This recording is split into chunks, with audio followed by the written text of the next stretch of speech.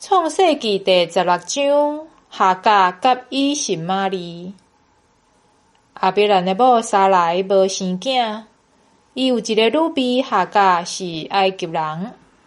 撒萊甲亞伯蘭講：上主予我未生，請你甲我的女婢同房，檢猜我會當對伊得到一個後生。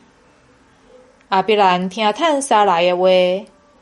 亞伯蘭的某撒萊就將伊的女婢埃及人夏甲，予伊的丈夫亞伯蘭做某。迄時亞伯蘭已經住佇迦南地10年，伊甲夏甲同房，夏甲就懷孕。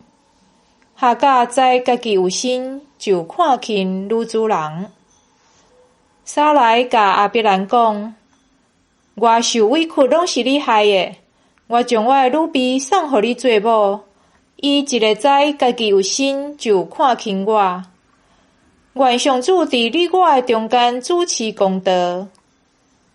亞伯蘭對撒萊講：伊是你的女婢，你會當照你的意思對待伊。撒萊甲伊苦毒，伊就逃走，離開撒萊。上主的使者佇曠野水泉邊拄着夏甲。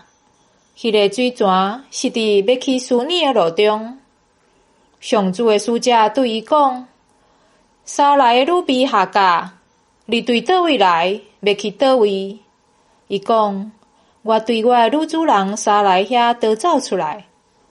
上主的使者對伊講：你著轉去你的女主人遐，順服伊。上主的使者閣對伊講：我要予你的後代做甲未算治。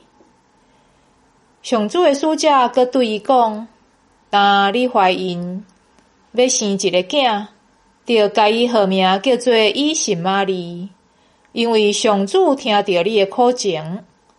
伊話親像野驢，伊要攻擊人，人嘛要攻擊伊，伊要甲伊的兄弟做對頭。夏甲就稱呼迄位對伊講話的上主做看顧的上帝。伊講：我看見上帝，我竟然也活着。所以這個井就叫做比尼拉海來。這個井佇加德斯甲巴列的中間。後來夏甲甲亞伯蘭生一個後生。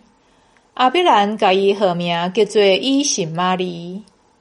夏甲甲亞伯蘭生以實瑪利的時，亞伯蘭86歲。